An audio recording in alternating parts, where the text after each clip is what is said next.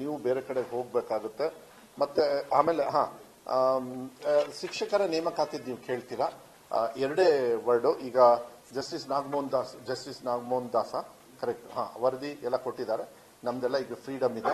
ಸುಮಾರು 13,000 ಚಿಲ್ಡ್ರೆ, 5,000 ಚಿಲ್ಡ್ರೆ ಕಲ್ಯಾಣ ಕರ್ನಾಟಕ ಭಾಗಕ್ಕೆ, ಇನ್ನು 5,000 ಇಡೀ ಕರ್ನಾಟಕಕ್ಕೆ ತಗೊಳ್ಬಹುದು ಅಂತ ಹೇಳಿ ಅವಾಗ್ಲೇನೆ ಹೇಳಿದ್ರು ನಮಗೆ. ಸುಮಾರು 13,000 ಬರುತ್ತೆ ಈ PUC ಎಲ್ಲ ಸೇರಿದ್ರೆ.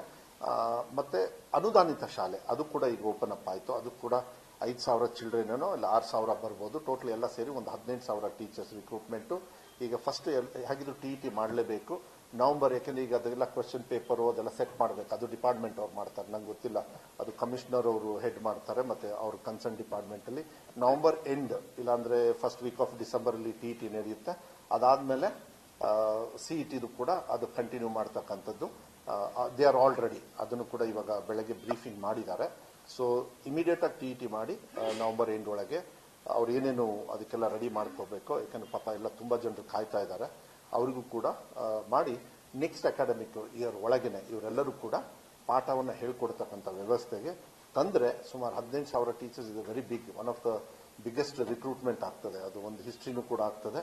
ಅದು ಸುಧಾರಣೆನೂ ಕೂಡ ತರ್ತದೆ.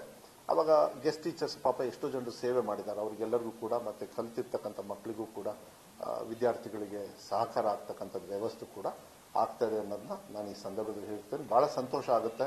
ಪಬ್ಲಿಕ್ ಅವ್ರ ಜೊತೆಗೆ ಒಪಿನಿಯನ್ ತಗೊಂಡು ನಾವು ಮಾಡ್ತಾ ಇರೋದು. But it's a big leap as far as and future